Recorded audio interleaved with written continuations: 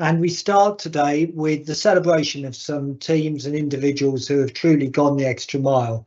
And we're celebrating, I think, first of all, for the second quarter, our team of the quarter, which is a head, neck and orthopaedic team.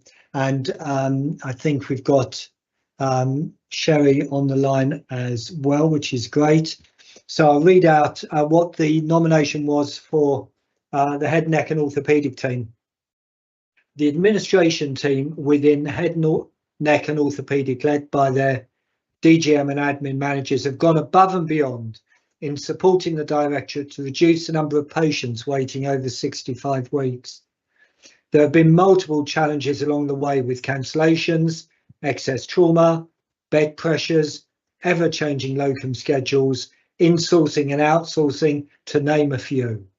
Throughout, the team have maintained professionalism, often working over their core hours to fill short notice cancellations or amending the lists according to the pressures of the day and validating waiting lists. A big round of applause to all of that admin team. Thank you very much on behalf of the board.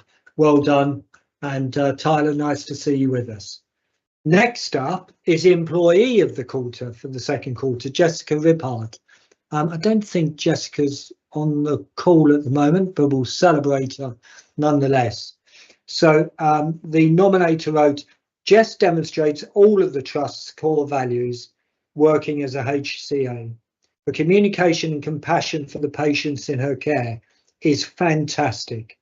And she's always looking at how to improve the patient's experience and the service the department provides.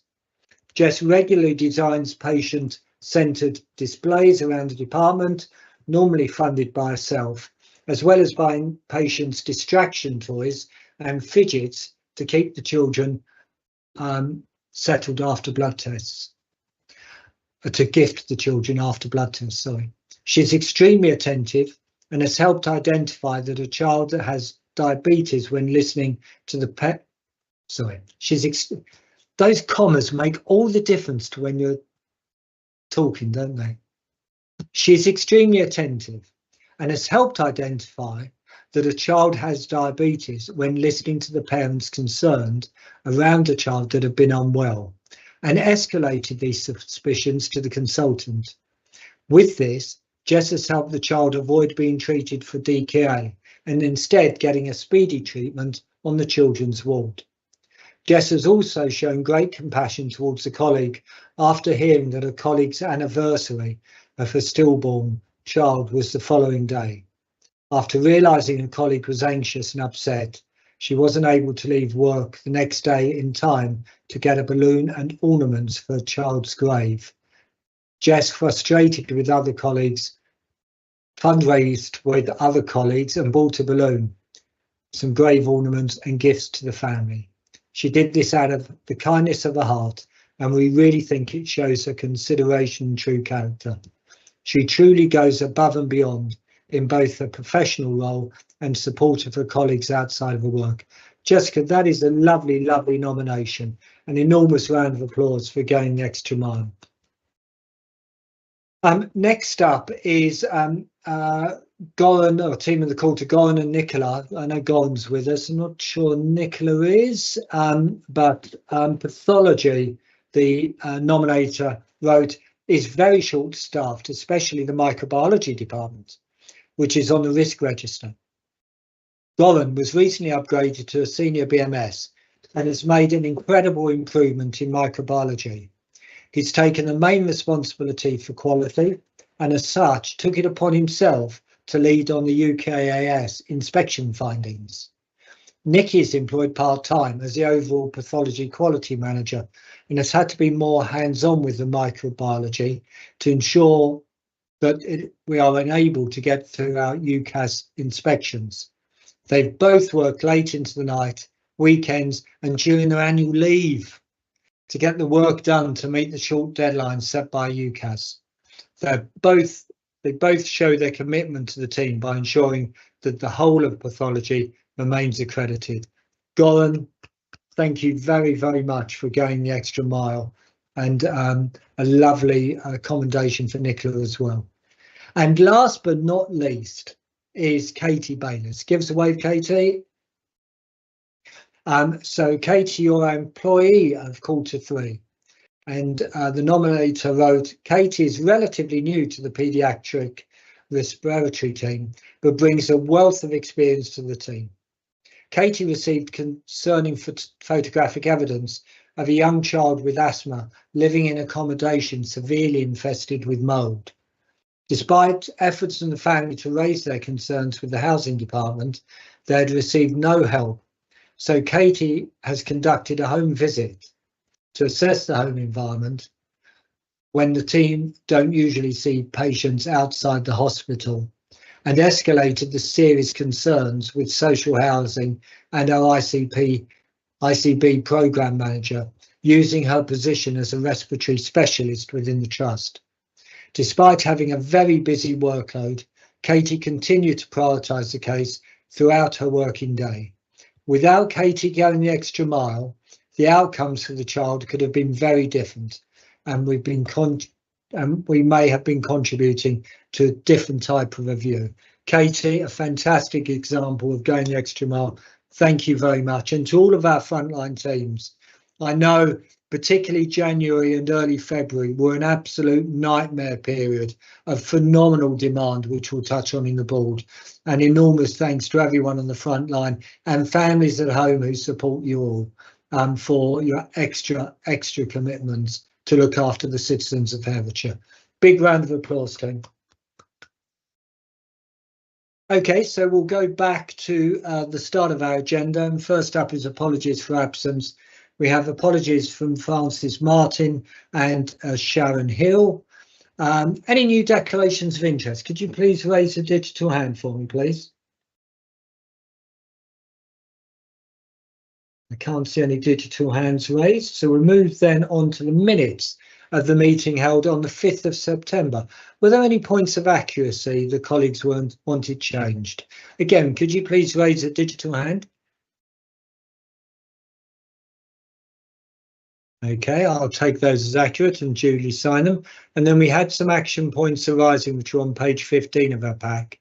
The first was on the BAF, to incorporate the risk around settlements to care homes and dom care providers regarding national insurance. That's now been added, thank you.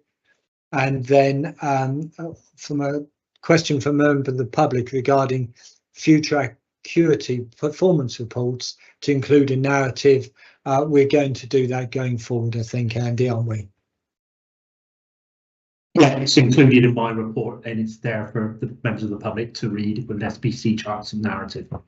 Super, thank you very much. Are there any matters arising the colleagues feel I have missed? Okay, well, an awful lot going on in the NHS at the moment. Glenn, how are you seeing things, please, as our Chief Executive? Over to you. Yeah, thank you, Chairman. I seem to be referring to lots of plans and guidance in this month's report, including the NHS 10-year plan, which it's pleasing to see. We will be hopefully able to see that quite soon. We're expecting that in the spring. The vision groups have finished their work. The enabler groups have almost finished their work. Tom Gabassi has been brought in to help to write the report. Also, the Royal Commission on Social Care was announced. Really pleased to see that. Hopefully the opportunity to get cross-party commitment to some policy changes in social care. I suppose the only worry, as I mentioned in the report, is that it could take a little bit of time to get to that point, and we potentially face some challenging winters in between. So hopefully some movements on policy before then would be helpful. The annual planning guidance, later than ever this year, landed at the end of January, and I include some of the main elements of that within the report. It's a thinned down set of guidance this year, and concentrates our minds on, firstly, financial balance, secondly, elective recovery, and thirdly, safe, urgent and emergency care. The financial settlement that the NHS has at the moment is really quite challenging moving into next year, but we recognise we spend a lot of public money, so we have to spend that carefully. So we're in the process of working with our integrated care system colleagues to try and finalise an agreement for the coming year. The bit that I'm most worried about is the cap around elective activity. Up until now, we've been able to do as much elective activity as we can and be paid for it. We've obviously built additional capacity in the last year at County Hospital, which has worked really well. Our elective recovery numbers are some of the best always in the region. So to hold us back at this stage would be quite frustrating. So hopefully we can find a way through that. I also referenced the planning guidance talks about the desire to have a co-located urgent treatment centre on all type 1 A&Es, and that would apply to us. So we're looking at how we can pull that off at the moment. There is some capital associated with that, so hopefully we can improve our urgent care performance on the back of that. I then referenced the UEC Urgent Emergency Care Reform Plan, which hasn't been published yet, but those are the components that will be within it. I talk about a productivity improvement tool. There is an awful lot of data now to help us on our productivity improvement journey, and obviously we've been looking at this over the course of the last couple of years, actually, and as a group. I think we do need to try and keep it simple in terms of the performance indicators and productivity indicators that we look at. But I critique the latest one there. I don't think it's perfect, but it will help. But we are also working on some local productivity improvement packs, which our group strategic financial advisor should be finishing in the next few days, which will help us in trying to further improve our productivity. Elective recovery plan, I've talked about that, so I won't go through that again. I think, though, that one of the things, as well as trying to do as much elective activity as we can, we do need to ensure that we're delivering that to the most appropriate patients. So working with primary care colleagues to ensure that if treatments and interventions can take place in primary care, so advice and guidance being one of those, then we use those routes rather than referring everyone in to a secondary care setting. The National Staff Survey, I say in the report that it may be published by now. We now know it'll be the 13th of March, so we also look forward to seeing that. It's embargoed, so I'm not allowed to talk about it other than say I'm looking forward to seeing it. So we will share that with you when we next meet. And just to kind of reinforce that, there's a huge correlation between our staff engagement scores and things like productivity and performance. So it's a real lead indicator for those things. Probably the biggest bit of good news in the whole of all of this, other than our award winners, which I include at the end, of course, is the funding allocation that we've been given to recognise rurality and the higher cost of delivery in rural areas. So an extra £10 million has been allocated as part of this year's planning round. A lot of work, particularly from David Moon, who I reference here, Katie also, in making the case and in securing that funding to help us to move forward. Those levels of allocations have not been awarded to other parts of the NHS, so we are a special case for lots of reasons, but it's good to finally get that recognised with some real money. And then I won't go through all of the more from our great teams, because I think what they help to demonstrate actually is that productivity focus. So lots of things always going on right across the organisation. Also good to see some positive news on consultant recruitment buried within that as well, particularly in some of those areas that have been really hard over the last few years. So I'm happy to take any questions on any of that. Thank you very much, Glenn, and thank you for your hard work. I think it is an exciting new chapter we're entering with the NHS under Jim Mackey's interim leadership. Questions and perspectives to Glenn? Jane. No, not a question, just more of a perspective, really. You touched on advice and guidance, Glenn, and locally for us, that's something that we do a huge amount of, and our GPs use advice and guidance a lot. And where it's used really well, it's incredibly effective.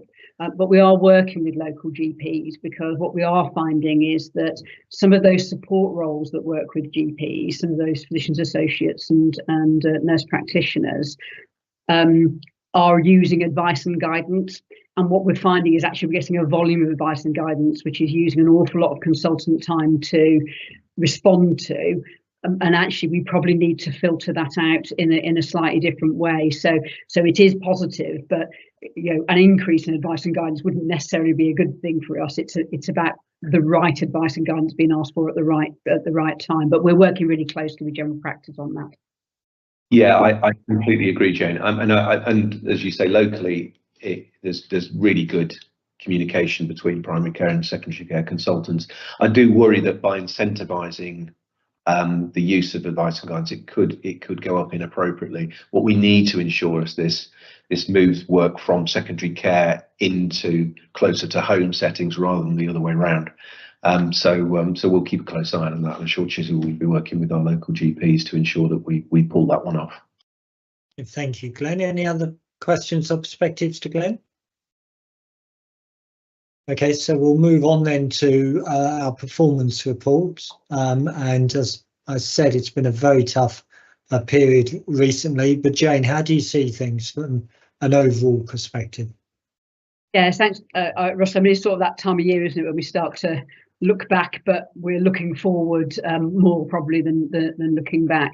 I mean, you're absolutely right, and the numbers show it, don't they, in terms of that tough time, particularly in January. I mean, we called a critical incident. That was only the second of my very long career in the NHS where we've done that. And the numbers are important. And it was part of that question from a member of the public last time. That means 322 people in January waited in ED for more than 12 hours to access a bed. That's a lot of people who are having care not in the setting that they would want, their families would want, or we would want. I mean, I think given all of that pressure, I think the way that the organisation and our teams have maintained elective activity has been really very impressive. And also, when you look at our mortality figures, remaining at under 100 with all of those pressures is it's down to really diligent, hard work every day by teams on the front line. So I certainly want to add my thanks to all of those. The other thing I wanted to address, though, and it was brought to my notice that there's a motion going to the council tomorrow, which is calling for the opening of the 2 minor injuries units in Herefordshire, which were closed due to pressures a number of years ago now. I mean, with the very best intentions, because it's please open them because that will alleviate pressures in ED and it'll improve access to urgent care. But I did want to talk to that because we've done a lot of work on understanding our flows.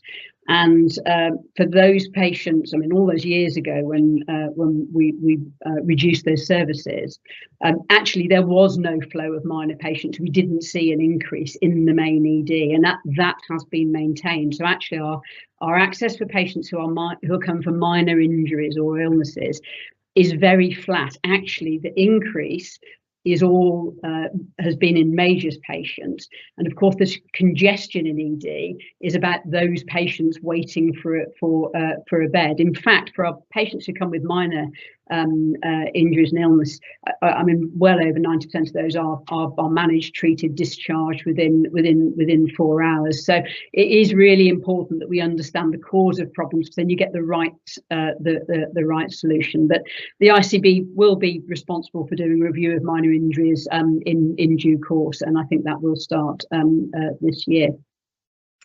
The other thing I wanted to address was what made things even more difficult for our staff over the winter was a number of estate failures and roof leaks. So every time it rained, the roof leaked across our urgent care floor.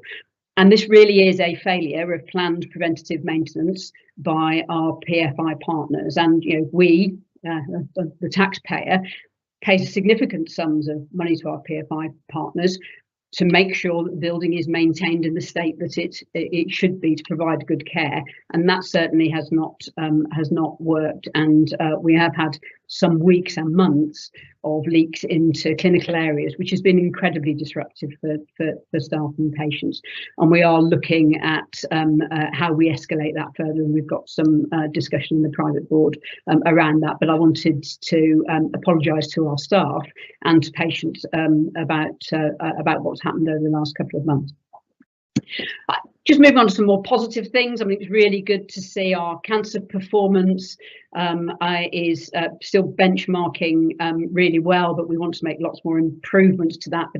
But we are doing well with that, and certainly our stroke patients are still receiving a really good service, and the reduction in very long waiters over 52 weeks again is really pleasing to see that those times are coming down. Lastly, I really want to turn to finance. So it looks like we're already 3 weeks away from the end of the year. We will have delivered around about £14 million worth of cost improvement this year, which is a big number. Unfortunately, the number we were aiming at was 20 million. So we've not delivered everything that we wanted to. In terms of planning for next year, we are starting off in a better place. We have a number of plans, certainly not, I mean, we will be looking at another 20 million cost and productivity improvement plan for this year. But as we're starting to go into the coming year, we've got a number of plans already in place, and we didn't start last year in that place. So a lot further to go and a lot more to identify, but we're definitely starting off on the right foot this year, which is good news. But the financial outlook does remain incredibly challenging into next year. So lastly, I guess it's just the amount of work that's going on around the operating, our plan for next year, for our activity plan, our workforce plan, and our financial plan. Still a huge amount of work going on in that area. And as Glenn said, the operating guidelines coming out quite late does concentrate the amount of time that we have to do that in, but a lot of work going on, and I think we will be in a position to deliver a plan. Thank you very much, Jane. Jane, can you just remind me of the name of the PFI provider?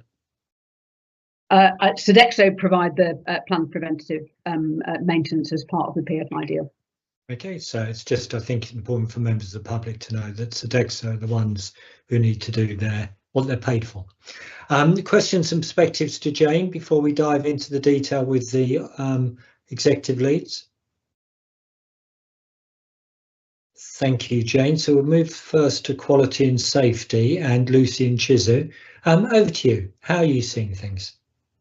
Thank you, Chair. I'll start and then hand over to Chizo for mortality. So just 3 things from me today, if that's okay. So just in the introduction to the report, I just highlight the 2 national patient surveys that are published since we last met as a board. So that's the urgent and emergency care survey and the maternity survey. Both of these have been discussed in detail, and their action plans presented at our quality committee at the end of last year. But just in highlight, our emergency department needs to focus on waiting times and information giving in relation to those waiting times, our discharge processes, and privacy, dignity and communication in the context of an overcrowded department, as Jane has already alluded to. So some of those things are quite challenging to fix in an overcrowded department and will be fixed as part of our overarching urgent and emergency care strategy. I'm going to touch on the maternity survey later on the agenda, if I may, when I talk to that report. So moving on, you'll see in the pack what's included is the 3 areas that have been through our peer review process, which is part of our work towards ward accreditation. So we agreed to test out our methodology on a medical ward, a surgical ward, and at one of our community hospitals.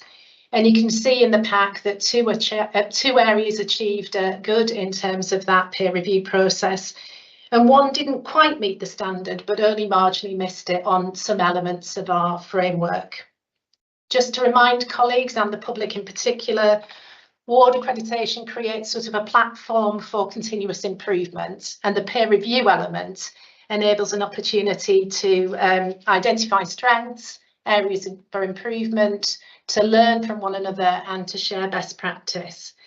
And I can say that all 3 teams that went through that process found it really positive, really beneficial, and actually really uplifting for their teams in terms of celebrating their successes. What we plan to do throughout 2025 is to do a baseline assessment of all of our ward areas against that new framework. We paused it over the winter period due to the pressures that we've been experiencing. And then finally from me, just a little bit about one of our quality priorities, which was around ensuring that patients receive their Parkinson's medication on time. Parkinson's medication is classed as a critical medication. Nationally, the evidence base is that 50%, over 50% of patients do not receive their Parkinson's medication on time. And on time means you receive it within 30 minutes of the prescribed time of the medication. So as you can see in the pack, actually our baseline performance was really strong anyway, but over the time that we've been focusing on that as a quality priority, you can see that our performance has improved over time, and in December, 89% of all of those medications were given on time. We particularly focused in on the medications not given between 30 and 60 minutes, and we also did a deep dive into what were classified as missed doses.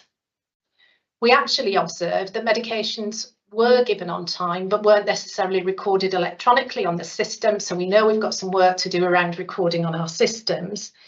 And what's particularly pleasing to note is that actually if those what were classified as missed doses on our system were not actually missed doses. They were either patients who'd been discharged or where medication had been switched from oral to patches, for example, and our electronic system just hadn't caught up. So work on our electronic systems, but more importantly, because Parkinson's medications, drugs and patches are varied in nature, we've done a lot of work around stock control and stock management in those clinical areas that are high users, so particularly frailty and our community hospitals, and that's had a really positive impact. What we intend to do during 25 is continue to focus on Parkinson's medications, but broaden that quality priority to other time critical medications also. And I'll hand over to Chiza. Thank you, Lucy. Over to you, Chiza. Yes, thank you, Chair. Our mortality indices, which takes us up to October 2024, remains very good with a SHIMI of 99.5, which means that we have less than expected deaths given the demographics of our population. When you look at the big diagnostic groups that we have been monitoring, it's really pleasing to see that our fracture neck of femur mortality indices has had a significant reduction. It's still higher than expected, and we continue to embed and implement our fast track pathways that we have been working on. Our heart failure and COPD again remain less than 100, so again less than expected deaths, whilst our sepsis and stroke mortality indices remains very good. So if I move on to perinatal mortality, which refers to stillbirths and also death in the first week of life, we have seen an increase in mortality indices in the last year to 6.7 per 1,000 live births. All the stillbirths and neonatal deaths are subject to rigorous internal and external review. A majority of those cases have been classed as A and B, which suggests that the care they received made no difference to the outcome. However, we have identified a number of areas for improvement, so which include things like preterm prediction, growth monitoring, especially for our women that live out of area, and also dealing with issues around health inequality, non-English speakers, etc. All these are subject to quality improvements, and we will be reporting back in due time. Thank you. Thank you, Chiza. Thank you, Lucy. Any questions or perspectives on quality and safety, team? Ian? Thank you, Chair. I just want to make one comment as Chair of Quality Committee on the Urgent and Emergency Care Patient Experience Report. We consider a lot of information at Quality Committee, but there's nothing more important than patient experience feedback. and obviously very, very difficult circumstances over the last 12 months in urgent and emergency care, and Lucy outlined the difficulties there. But I wanted to commend the staff in the way that they've picked up the challenges from the feedback and the action plan that they quickly put together and reported to us at Quality Committee. But I also wanted to point out that on the positive comments and on the comments where we scored highest and scored above the national average, were two that really stood out to me. One was about, do you have confidence and trust in the doctors and nurses assessing you and treating you? And also, while you were waiting, were you able to get help with your condition? So worth, I think, highlighting those positive bits of feedback in the midst of all the great challenges that we've got in the urgent and emergency care centre. Very well said, Ian. Thank you very much. Colleagues, happy to move on? So, Andy, you've been steering the ship, so to speak, through these turbulent waters with colleagues running the engine room. How are you seeing things? Yeah, thanks, Chair. I won't speak specifically about the urgent and emergency care pathway over the winter. Jane's already covered that. I just want to focus on three areas: just cancer diagnostics and our Test of Change month. So in terms of cancer, as Jane's already alluded to, a positive cancer performance in December, despite some really difficult workforce challenges, and obviously the challenges within our emergency care pathway, we've managed to maintain good cancer performance. Some real workforce challenges in terms of our breast team, particularly in January and into February, and during the month of March, those should be resolved, but has had an impact on our performance. What is positive in month is our endoscopy improvements. We're now in a position where almost every patient now is offered endoscopy appointments within 7 days of referral, and that's been driving our really good faster diagnosis standard. The cancer and the diagnostics imaging team have been taking a deep dive into addressing some of the improvements across access and reporting in some of our modalities, particularly in CTC and MRI prostate. And a key to resolving some of those issues is the pathway redesign and increased capacity our community diagnostics centre will give us when it opens in the late summer. Moving on to diagnostics then, some real challenges in diagnostics, and you'll note in my report that our 6 weeks access has deteriorated slightly over the winter. This was driven by an increase in referrals, some significant workforce challenges within our heart and lung team and our sonographers, and some consultant input into some of our neurophysiology pathways. We are starting to see some improvements there in the last couple of weeks, and we've risen now to 83% of patients being seen in 6 weeks, but our particular areas of concern are echocardiograms, non-obstetric ultrasound, and neurophys. The management of referrals, as I mentioned, is an issue, and in February there was recently revised guidance from the Getting It Right First Time team around the management of echoes in the pathway management, and those guidance is being reviewed at the moment to look at some of the efficiency schemes for this year to work through. But internal referral management is a particular issue that we need to address as we go into the new financial year. In terms of urgent and emergency care, we've undertaken a Test of Change month in March. We did the same in last month as a Test of Change, and we were successful in testing and trialling a number of schemes that had a positive impact on patients and staff that formed the basis of our urgent and emergency care schemes for 24-25. And last year we were given some non-recurrent funds to test those changes, and that they embedded into a number of business cases and are now business as usual. This March, we're doing the same, and we are undertaking a 9 Test of Change schemes, as well as making sure that our embedded schemes for 24-25 are working as we expect them to.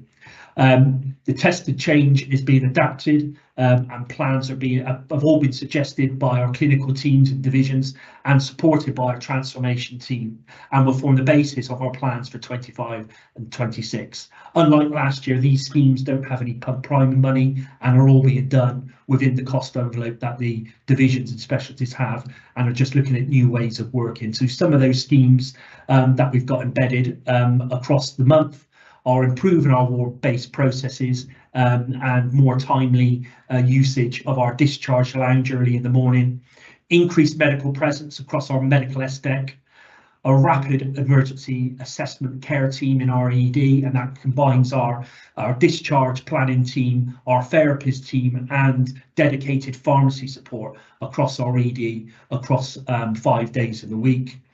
And improvements in our MRI head pathway.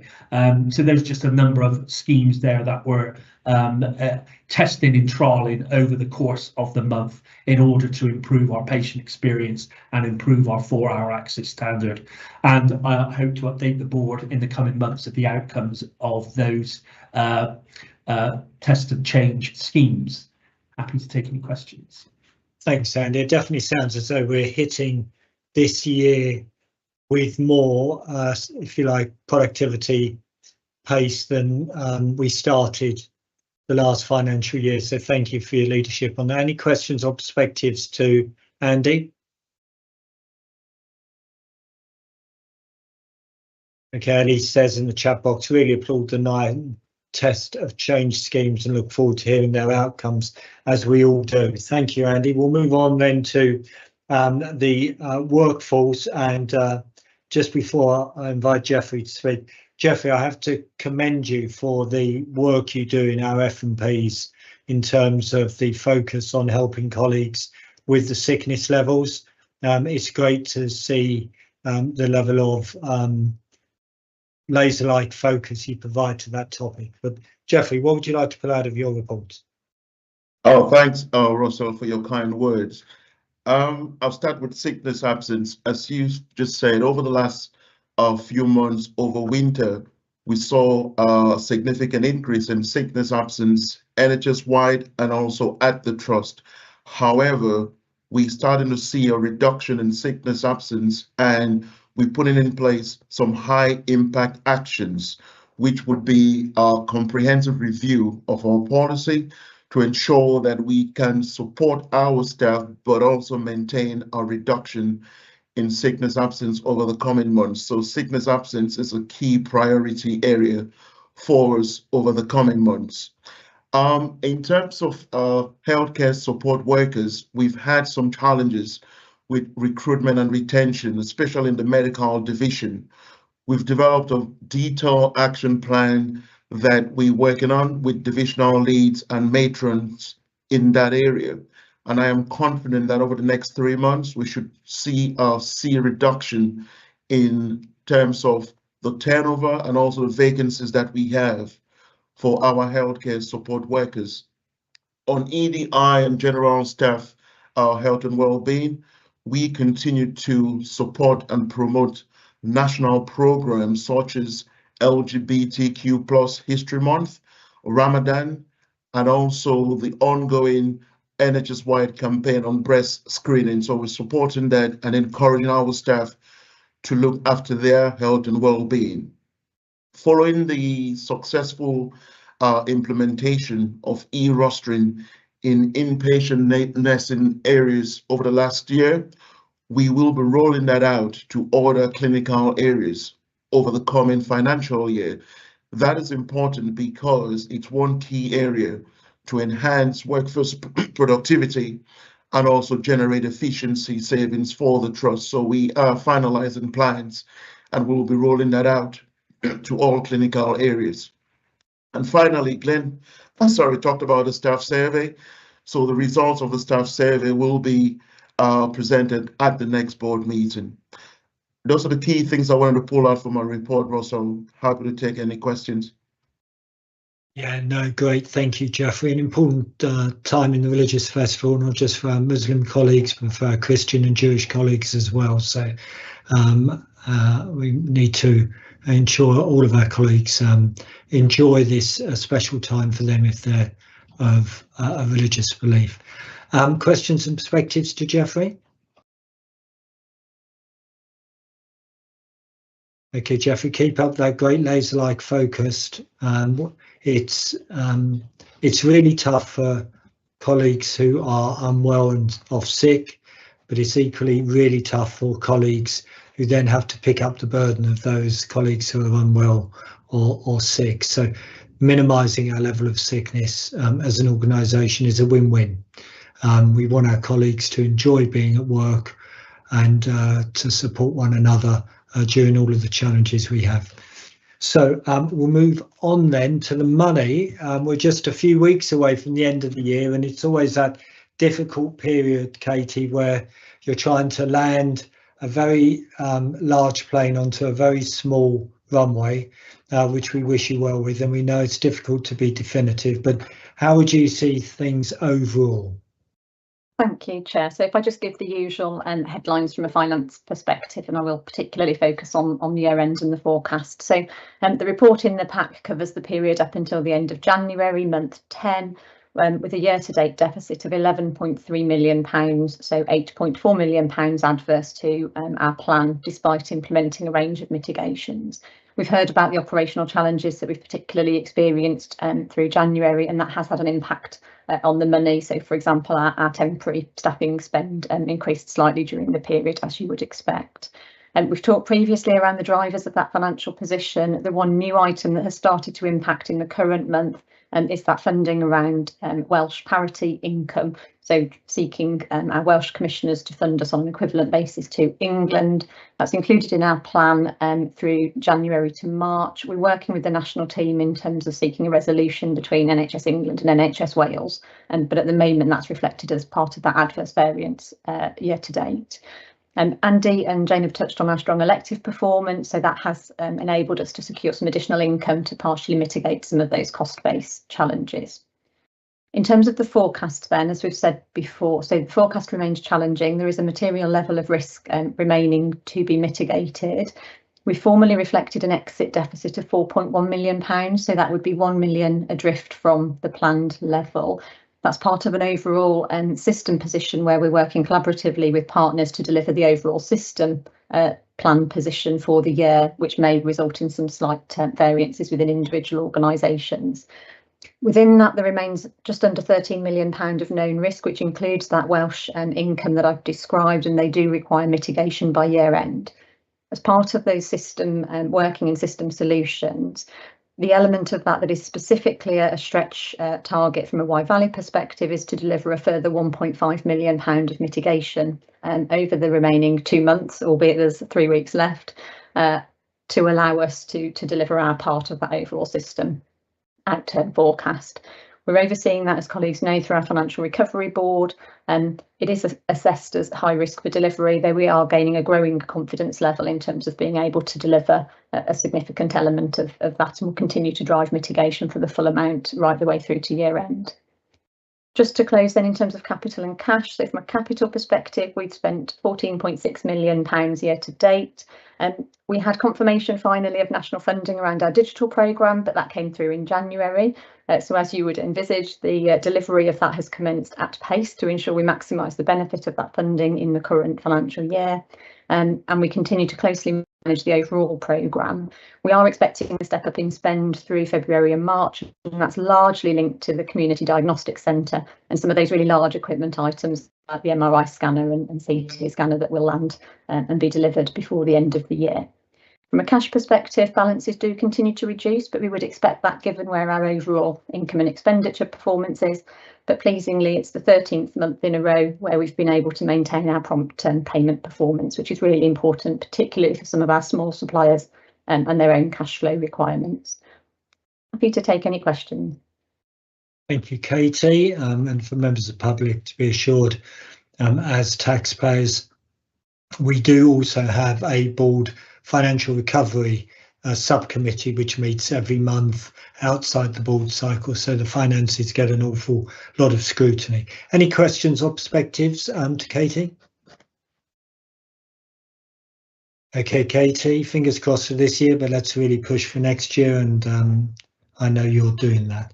We'll move on then with some items for noting and information. First up is the perinatal safety report. Lucy, over to you. Thank you, Chair. So I'm going to take the report as read, as it's our routine monthly report, and there's nothing in month to escalate through to board or no exceptions to report. But I did just want to touch on the CQC maternity survey that was published in November last year, and it related to births deliveries that took place in February 2024. Now, you will recall in the previous year, we performed in the top 5 trusts in the region, and for some of the questions, top nationally. So we were disappointed not to have sort of held that position in the context of that survey. I must emphasise, however, it was still really, really strong performance. But the areas where we deteriorated and the team were exceptionally disappointed was around our service users feeling listened to, and in particular how we communicate, engage and involve them in decision making. And this does triangulate as a theme when we meet with our Maternity Neonatal Voices partnership. That is some of their feedback is around communication, engagement and information giving. And although we receive very few complaints, when we receive complaints, they often have that as a theme within them. Clearly, the MDT were really disappointed in that, so we're very proactive in wanting to tackle that and put that right. So they've held a number of meetings and a number of engagement sessions with service users. We've asked the Maternity Neonatal Voices Partnership for further engagement and support to help us to address this. We have changed the way with how we elicit feedback from our service users real time when they're with us and when they're on our caseload. And we're further developing our suite of information that we provide through Badgernet, through leaflets that we produce, but also expanding to produce sort of mini video clips for service users just to help with that information giving that we need to provide. We were really pleased to note, if you recall, we opened our maternity triage unit at the beginning of 2024, and that scored really positively in this survey. And I'm also really pleased to say that that maternity triage unit featured in a patient perspective national publication that was published this week. So positive in that regard. As you know, I'm the executive board level safety champion for maternity and neonatal services, and I'm supported by Sharon Hill and Francis Martin as non-execs in their roles.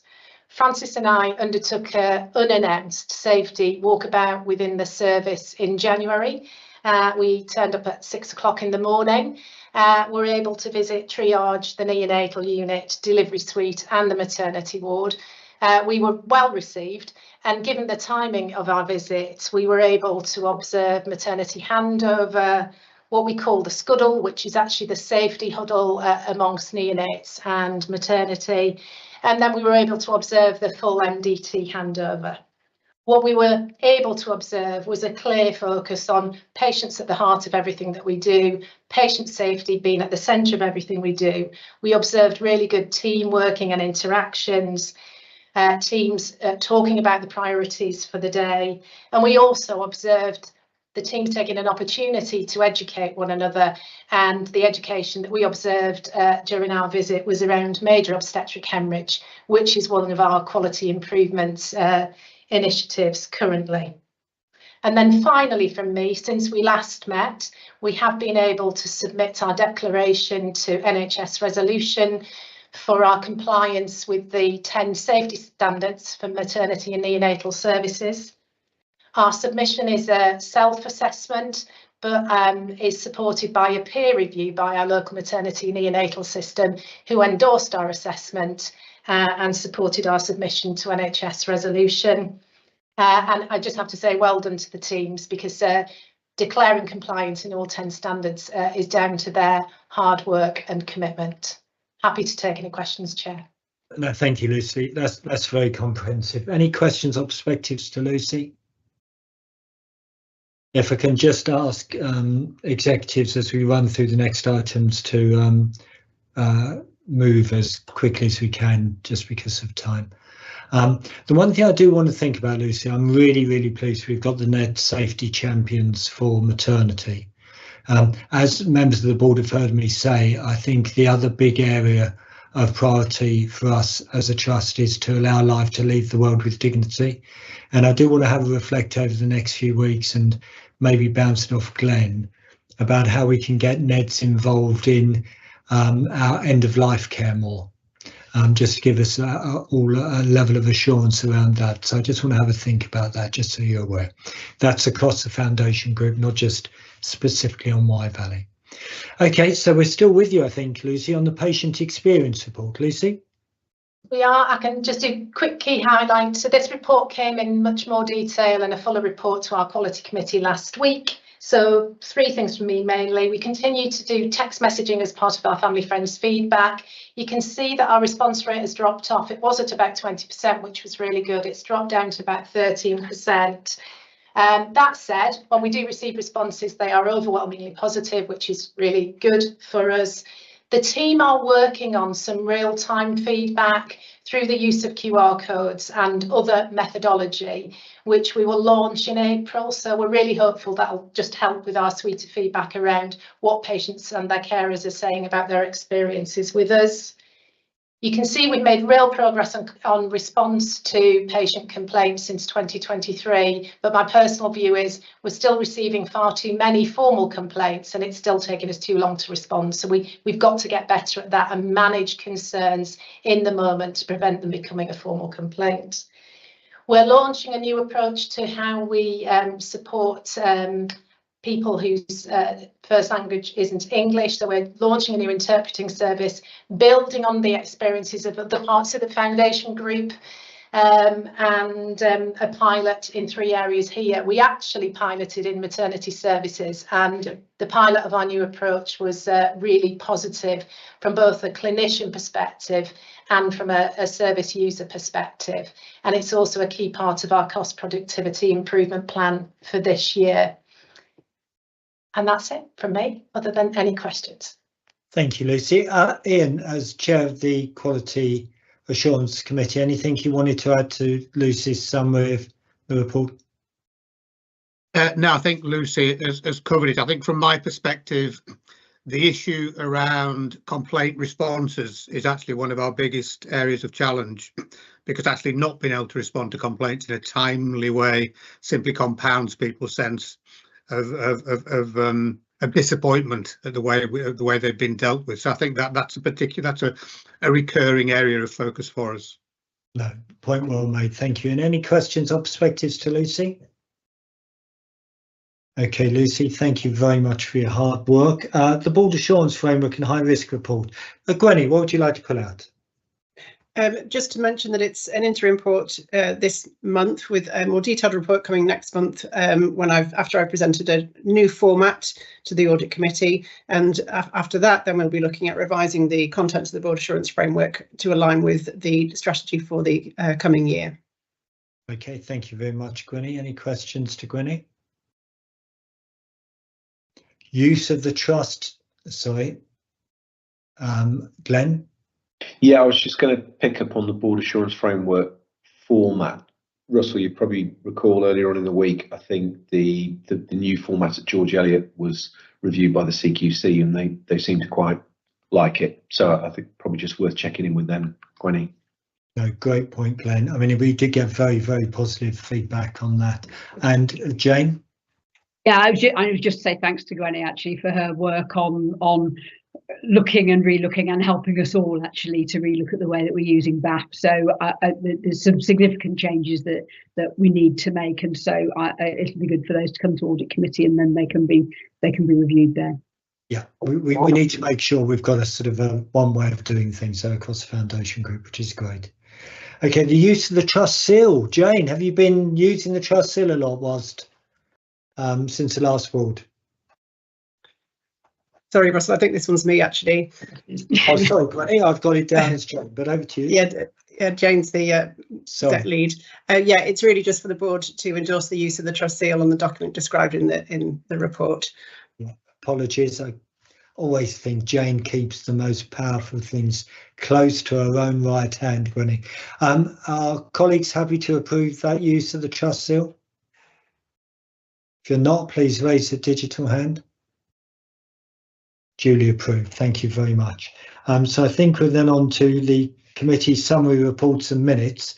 The first is from October last year, actually. Nicola, anything you want to add to the Audit Committee minutes? Sorry, couldn't find the mute button then. No, nothing to add unless anyone's got any questions. Any questions, colleagues? Okay, we'll take those, thank you. And then we've got the Foundation Group Board Minutes and Action Log from the 5th of February. Were colleagues happy with the accuracy of those minutes? If you weren't, could you raise a digital hand for me, please? Can't see any digital hands raised. Would strongly encourage members of the public to join us at that meeting. It is a very different meeting. It's far more comparative, but members of the public who do go, I think, find it very interesting. The Charity Trustee report and minutes from September last year. Grace, anything you'd like to add? Grace, I can see your lips moving, but I can't hear you, even though you're not on mute. Still can't hear. Can anyone else hear Grace? Okay. Oh, Grace, there you are. Okay, as if by magic. Apologies. Nothing to pull out, but happy to take any questions, of course. Thank you very much, Grace. Any questions or perspectives to Grace? Okay, thank you for your leadership on the charity, Grace. We'll then move on to the Integrated Care Executive report, which is obviously very short, and Francis isn't here. So any questions in abstention we want to ask Francis? Jane? We'll do probably more speaking for Francis than asking a question. I guess one thing was just in terms of format. So again, we're looking at how we provide assurance reports, and this is something we've lifted a bit from what the ICB do, which is a sort of a 3 A's, which is, you know, what are we alerting, what are we assuring, and what are we advising about. So hopefully that's a helpful format. Certainly for me, it felt like it makes a great deal of sense, and it just summarises the things we need to be looking at. So in terms of the alert, to give an update on that, which was that the BCF was looking like it was heading for about £500,000 overspend. There has been some more work done on that, and we look like we're going to outturn the year with about 100,000 underspend on the BCF now, which is clearly good news. So I just wanted to update. Okay, thank you very much, Jane. Any questions or perspectives on the Integrated Care Executive?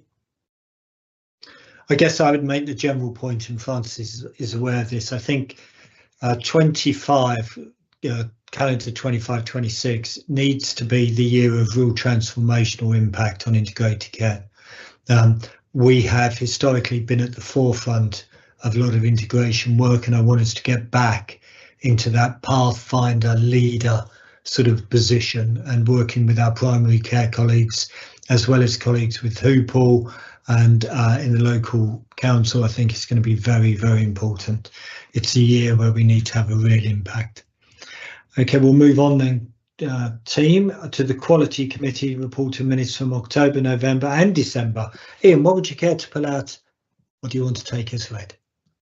No, I think we can take these as read, and if you want to move them all together, Chair, I'm happy to take any questions. That's really helpful, thank you. And any questions to Ian on any of those 3 meetings? The Quality Committee is obviously an essential foundation stone for the bedrock of assurance we get as a board.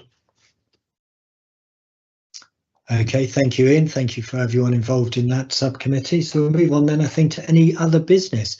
Any other business, team? Please raise a digital hand.